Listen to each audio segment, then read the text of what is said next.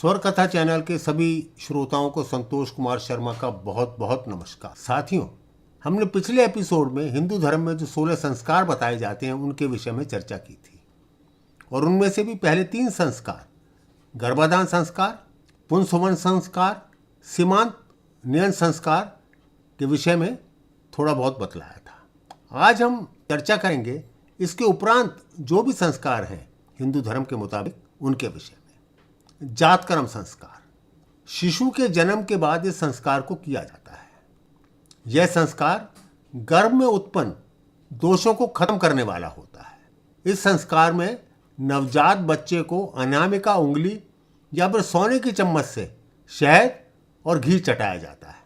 ऐसा माना जाता है कि घी आयु बढ़ाने वाला होता है और पित्त व वात नाशक होता है और शहद कफ नाशक होता है। 2 बूंद घी तथा 6 बूंद शहद का सम्मिश्रण अभिमंत्रित करके चटाने के बाद पिता यज्ञ भी करता है तथा 9 मंत्रों का विशेष रूप से उच्चारण किया जाता है। इसके बाद बालक के बुद्धिमान, बलवान, स्वस्थ एवं दीर्घजीवी होने की प्रार्थना की जाती है। नामकरण संस्कार, शिशु के जन्म के बाद नामकरण संस्कार बहुत ही जरूरी माना जाता है। किसी ब्राह्मण या ज्योतिष के द्वारा बच्चे का नाम सुझाया जाता है। यह संस्कार शिशु के जन्म के 11वें दिन होता है, क्योंकि हमारे धर्माचार्यों ने जन्म के 10 दिन तक अशोच यानी कि सूतक माना जाता है। महर्षि याज्ञवल्क्य के अनुसार अनेक कर्मकांडी विद्वान इस संस्कार को शुभ नक्षत्र अथवा शुभ दिन में करना उचित मानते हैं और इस संस्कार का सनातन धर्म में बहुत ही अधिक महत्व है। निष्कर्मण संस्कार, शास्त्र ज्ञाताओं के अनुसार इस संस्कार को बच्चे की आयु की वृद्धि की कामना करने के लिए किया जाता है। यह संस्कार जन्म के 4थे या 6ठे माह में किया जाता है। निष्कर्म का अभिप्राय है बाहर निकलना।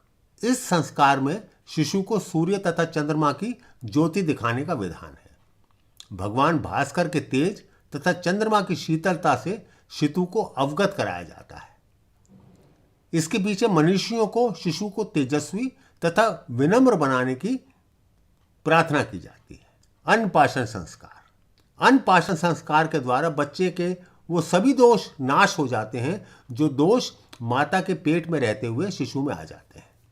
इस संस्कार के माध्यम से नवजात बच्चे को पहली बार अन्न खिलाया जाता है तथा उसकी लंबी आयु की कामना की जाती है। इससे पूर्व शिशु केवल पेय पदार्थों पर जीवित रहता है, विशेषकर मां के दूध पर आधारित। अन्न, जिसे शास्त्रों में प्राण कहा जाता है, उसको ग्रहण कर शारीरिक व मानसिक रूप से अपने आप को बलवान व प्रबुद्ध बनाया जाता है। तन और मन को सुदृढ़ करने में अन्न का सर्वाधिक योगदान रहता है, इसलिए अन्नप्राशन संस्कार किया जाता है। चूड़ाकर्म संस्कार, इस संस्कार को मुंडन संस्कार भी कहा जाता है। इस संस्कार में बच्चे के पहले वर्ष के अंत में या तीसरे अथवा 5वें अथवा 7वें वर्ष के पूर्ण होने पर बाल उतारे जाते हैं। इस संस्कार का मुख्य उद्देश्य शिशु को बल, आयु, तेज इत्यादि प्रदान करना है। जन्म के समय उत्पन्न अपवित्र बालों को हटाकर बालक को प्रखर बनाया जाता है। 9 माह तक गर्भ में रहने के कारण कई दूषित कीटाणु उसके बालों में रहते हैं। मुंडन संस्कार से इन दोषों का सफाया किया जाता है। ज्योतिष शास्त्र के अनुसार यह संस्कार को शुभ मुहूर्त में करने का विधान है। वैदिक मंत्रोच्चारण के साथ यह संस्कार संपन्न किया जाता है। विद्यारंभ, विद्या आरंभ संस्कार के क्रम के बारे में हमारे आचार्यों में मत भिन्नता है। कुछ आचार्यों का मत है कि अन्नप्राशन के बाद विद्यारंभ संस्कार होना चाहिए। कुछ विद्वान मानते हैं कि यह संस्कार चूड़ाकर्म के संस्कार के बाद होना चाहिए। विद्यारंभ का अभिप्राय बालक को शिक्षा के प्रारंभिक स्तर से परिचित कराना है। पुरातन काल में जब गुरुकुल की परंपरा थी तो बालक को पढ़ाई करने के लिए भेजा जाता था और उसको अक्षरबोध करवाया जाता था। माँ बाप तथा गुरुजन पहले मौखिक रूप से श्लोक, पौराणिक कथाएं आदि का अभ्यास कराते थे, जिससे गुरुकुल में पढ़ाई करने में कठिनाई ना हो। यह संस्कार भी शुभ मुहूर्त में किया जाता है। कर्णवेद, इस संस्कार में बच्चे के कान छेदे जाते हैं। इस संस्कार को शिशु के जन्म के बाद 6 माह से लेकर 5 वर्ष तक की आयु के बीच में किया जाता है। हमारे मनीषियों ने सभी संस्कार को वैज्ञानिक कसौटी पर कसने के बाद ही प्रारंभ किया है। कर्ण वे संस्कार का आधार बिल्कुल वैज्ञानिक है। बालक की शारीरिक व्याधि से रक्षा ही संस्कार का मूल उद्देश्य है। इस संस्कार में बालक के कानों में आभूषण आदि भी पहनाए जाते हैं, जिससे उसको सौंदर्य बोध भी होता है। यज्ञोपवीत अथवा उपनयन संस्कार यह बौद्धिक विकास के लिए सर्वाधिक महत्वपूर्ण संस्कार माना जाता है। यज्ञोपवीत, जिसे जनेऊ भी कहा जाता है, अत्यंत पवित्र है।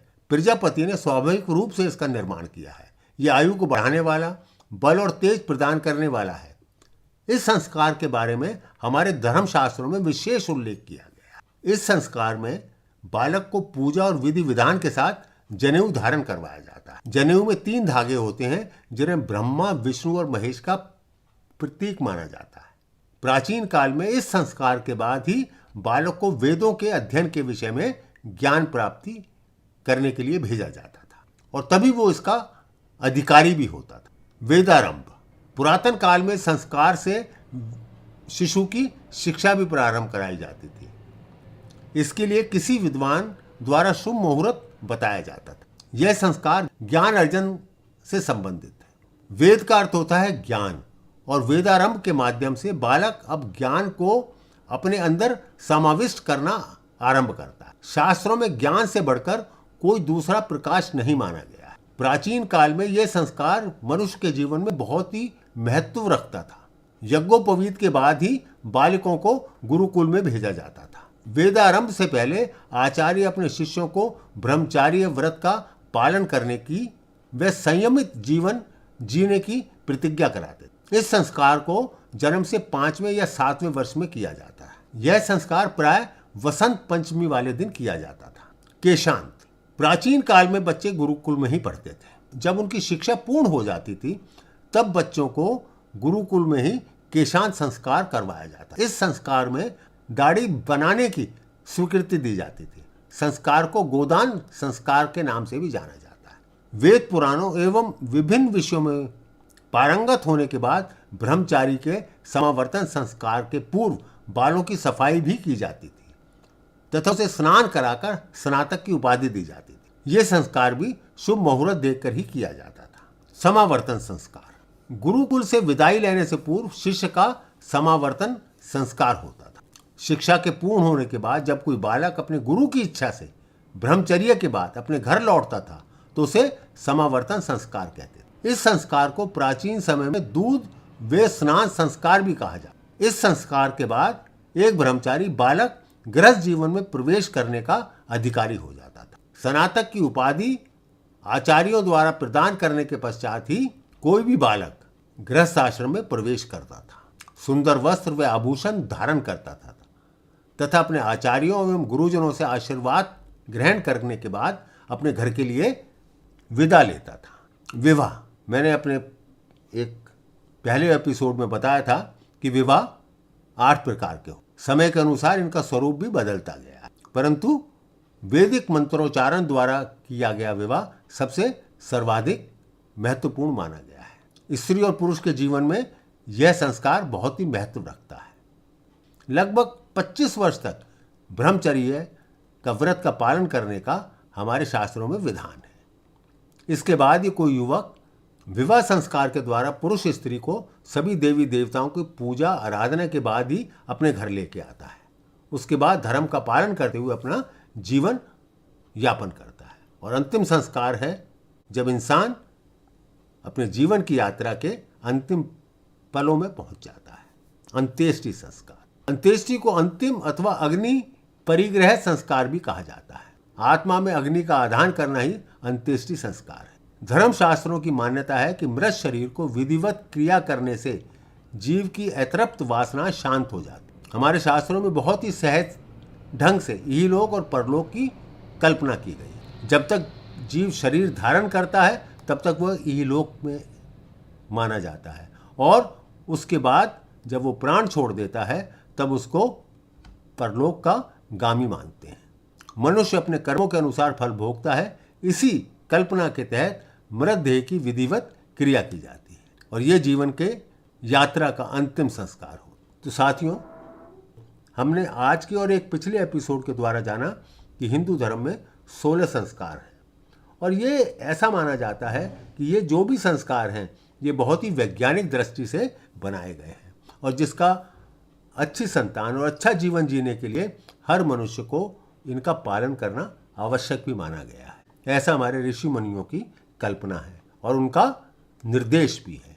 आप सभी का बहुत बहुत धन्यवाद। आप सबसे एक बार फिर प्रार्थना कर लूँ, यदि आपने अभी तक स्वरकथा चैनल को सब्सक्राइब नहीं किया है तो कृपया अवश्य कर दें, जिससे हमारा उत्साह भी बढ़े और हम और नई नई हिंदू धर्म में जो मान्यताएं हैं उनको लेकर आपके सामने आ सकें। एक बार पुनः आपका धन्यवाद।